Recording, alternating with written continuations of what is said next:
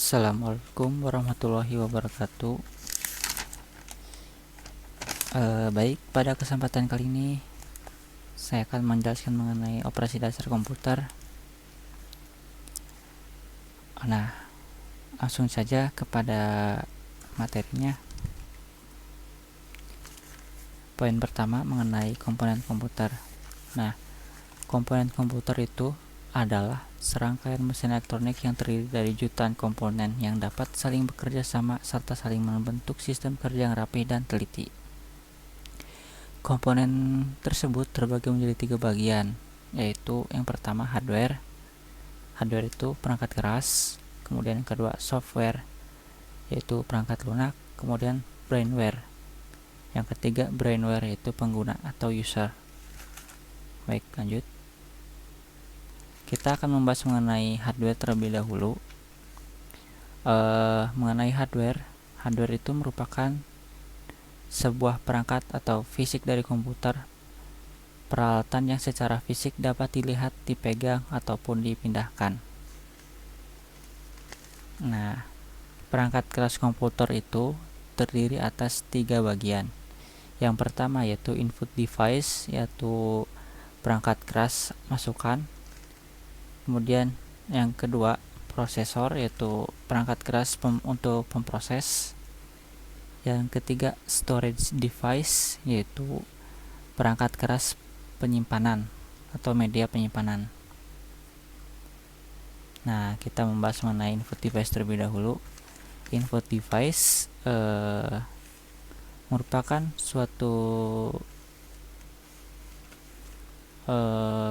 input device itu perangkat masukan yang berfungsi sebagai pintu masuk dari data yang akan diolah oleh piranti pemproses. Nah, adapun jenis-jenis piranti masukan yang umum digunakan antara lain keyboard, mouse, scanner, mikrofon, dan webcam. Nah, kita masuk ke keyboard. Nah, ini keyboard pada zaman dulu. Nah, penemu keyboard pertama kali itu oleh Bapak Christopher Latham Scholes. Ia lahir di Mooresburg, Pennsylvania, Amerika Serikat. Nah, pada tahun 1867 keyboard ini dikembangkan. Kemudian pada tahun 1873 keyboard QWERTY itu sudah diperbaiki dan diluncurkan kepada masyarakat, bahwa perkembangan keyboard itu sudah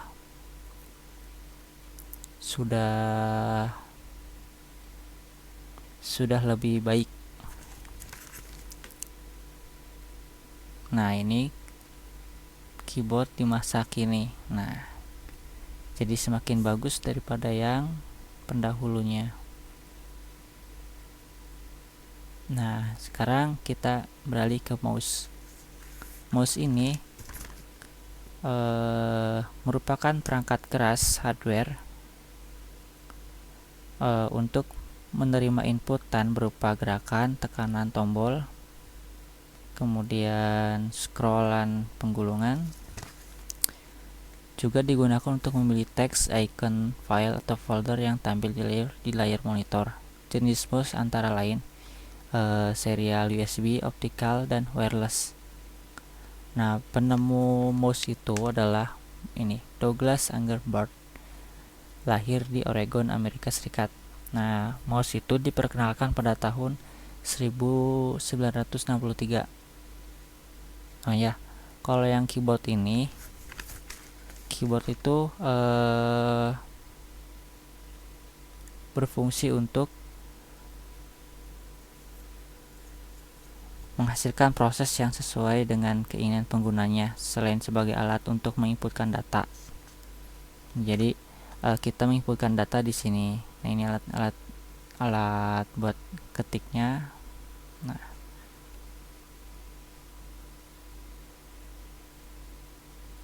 Nah, ini mouse yang sekarang masa kini ya, lebih bagus sekarang.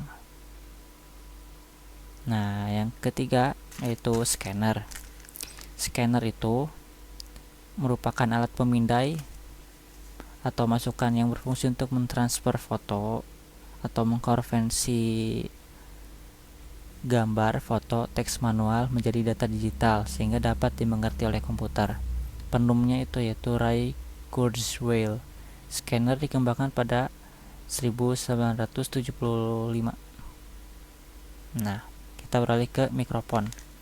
Nah, mikrofon itu sebuah alat input yang berfungsi untuk merekam atau memasukkan suara yang akan disimpan dalam memori komputer.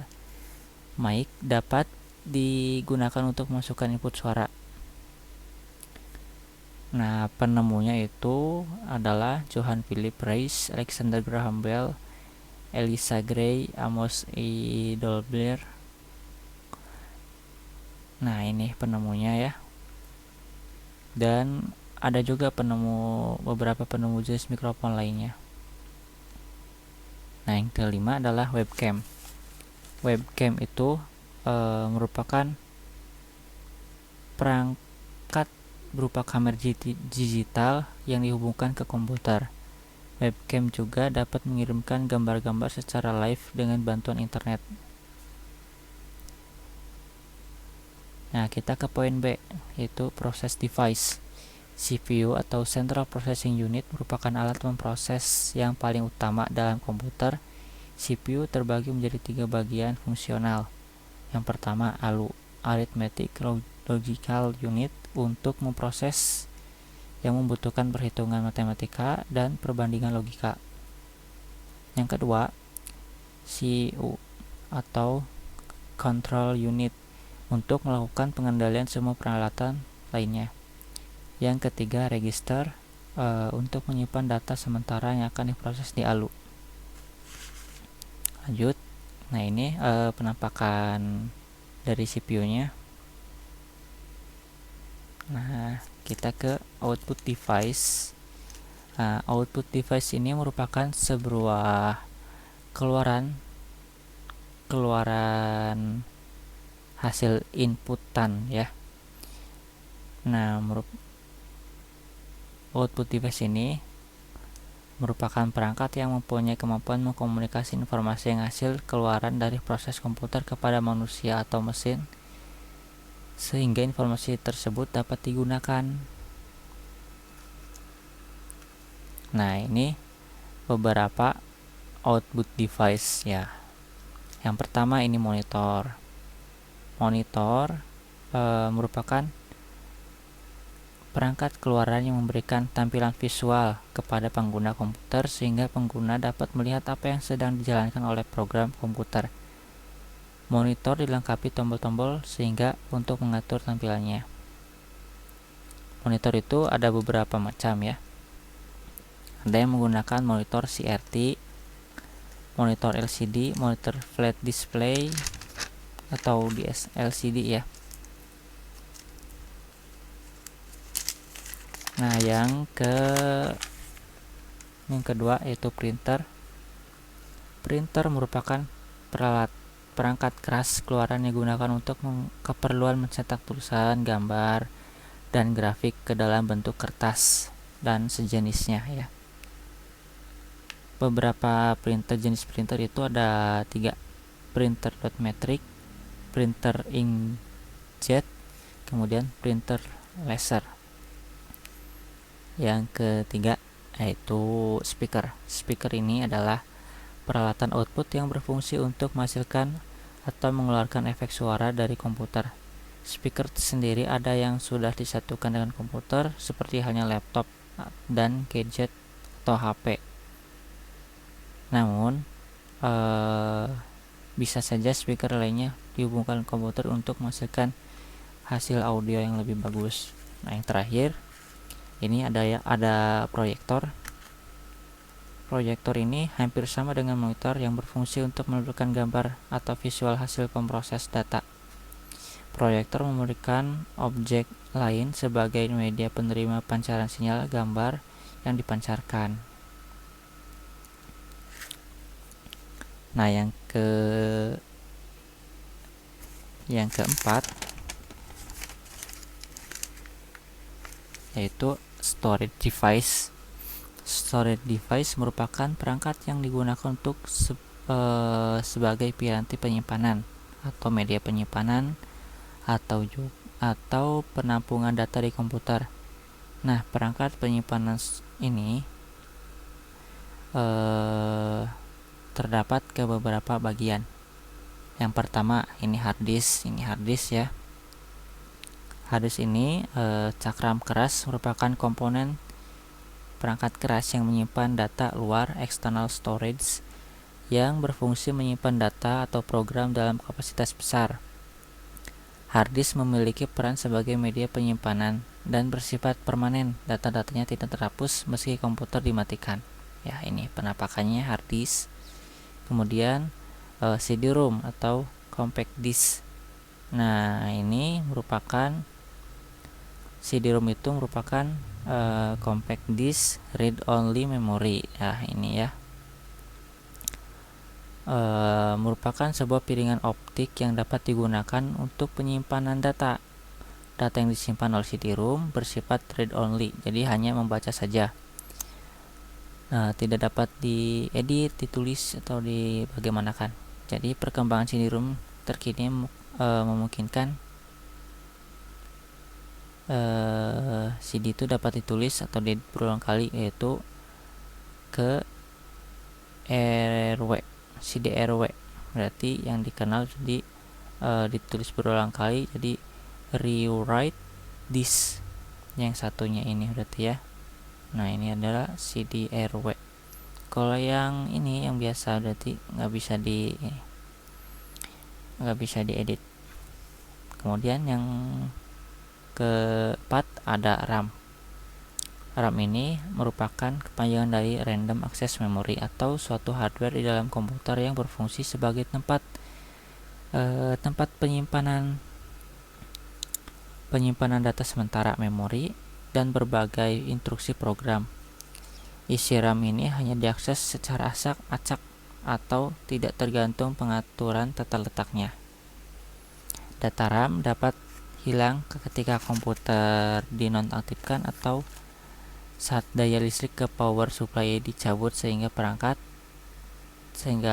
kapasitas RAM di dalam suatu komputer berpengaruh kepada tingkat kecepatan proses data atau loading di komputer tersebut. Nah, ini RAM. Kemudian kita ke ROM. Ini ROM itu merupakan singkatan dari read only memory. Jadi read only ini merupakan tempat media penyimpanan data di dalam perangkat komputer yang sifatnya permanen sehingga tidak mudah berubah ataupun hilang walaupun komputer tidak tiba-tiba mati. ROM ini termasuk dalam kelompok perangkat keras berupa chip memori semikonduktor di mana isinya hanya bisa dibaca. Nah, biasanya ROM berisi program-program default dari pabrik. Kemudian yang terakhir, flash disk. Flash disk ini sebuah media penyimpanan data portable yang dapat dihubungkan oleh port USB yang mampu menyimpan beberapa format data dan memiliki kapasitas yang cukup besar. Flash disk dapat menyimpan data secara permanen walaupun aliran listrik dalam rangkaian flash disk diputuskan.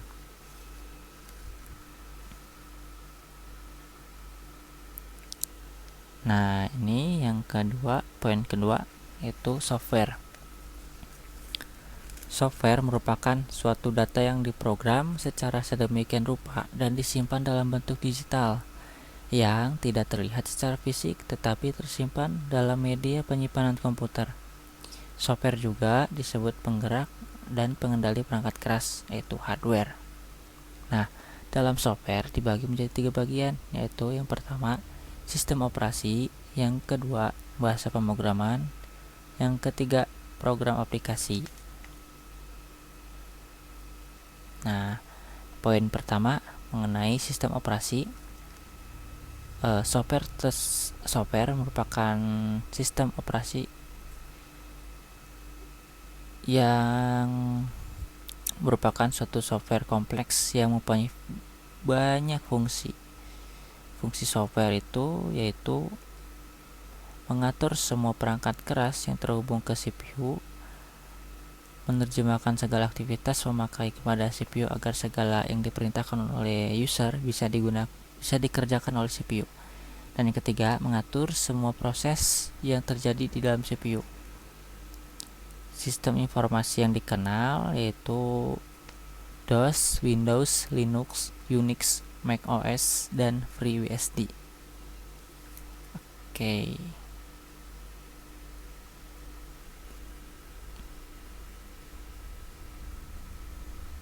Kita lanjut ke poin B, yaitu bahasa pemrograman. Nah, bahasa pemrograman atau programming language merupakan bahasa yang digunakan untuk membuat program itu sendiri. Ada banyak bahasa pemrograman. Contohnya bahasa C, C++, Visual Basic, Pascal, Borland, HTML, PHP, Java, Ruby, Perl, Python, JavaScript, dan masih banyak yang lainnya. Nah, ini C# untuk membuat game, PHP untuk membuat website, Java juga bisa membuat website, ini juga bisa membuat website, Java, C# bisa membuat game juga, JavaScript, Python. Kemudian yang poin C, yaitu program aplikasi. Program aplikasi merupakan sebuah software yang mempunyai fungsi khusus sesuai dengan tujuan pembuatannya. Program aplikasi merupakan software yang banyak digunakan untuk membantu menyelesaikan tugas tertentu seperti menulis surat, mendengarkan musik, menonton film, menghitung sejumlah angka yang banyak sekali, dan masih banyak yang lainnya. Contoh aplikasinya dengan kegunaannya yaitu yang pertama adalah pengolah kata. Yang awal itu Microsoft Word, WS, OpenOffice, Word, dan lain-lain. Pengolah angka Microsoft Excel, OpenOffice Spreadsheet, Lotus 123. Nah, yang ketiga database management system DBMS yaitu Microsoft Access, Oracle, MySQL. Yang keempat grafik yaitu untuk pembuatan gambar, kemudian banner, pamflet. Desain-desain tersebut ada di CorelDRAW, Photoshop, dan lain-lain. Di communication yaitu ada Internet Explorer, Mozilla Firefox, Chrome, Opera, dan banyak lainnya. Nah, yang terakhir mengenai brainware itu sendiri apa? Jadi brainware tersebut merupakan orang yang menggunakan atau user tersebut. Jadi brainware itu orang yang memakai, mengoperasikan perangkat komputer. Nah, brainware sering juga disebut sebagai perangkat intelektual yang memakai dan menjelajahi kemampuan hardware ataupun software. Nah, perangkat komputer atau user dapat dibagi menjadi 3 bagian, yaitu pertama programmer, yang kedua administrator, dan ketiga operator. Programmer apa? Ada yang tahu? Nah, programmer itu adalah orang yang mempunyai kemampuan dalam bahasa pemrograman, sering berperan sebagai pembuat program yang diperlukan pada sistem komputerisasi. Yang ke B, poin B, administrator adalah orang yang bertugas mengelola sebuah sistem operasi dan program yang digunakan pada komputer atau jaringan komputer. Yang ketiga, operator adalah orang yang menjalankan sistem operasi dan program dalam perangkat komputer, misalnya merawat sistem operasi komputer, menyiapkan data yang untuk diakses, dan lain-lain. Dalam sistem komputer, brainware menjadi hal yang sangat penting dan tidak terpisahkan oleh hardware dan software. Hardware di dalam komputer tidak bisa dijalankan tanpa adanya software.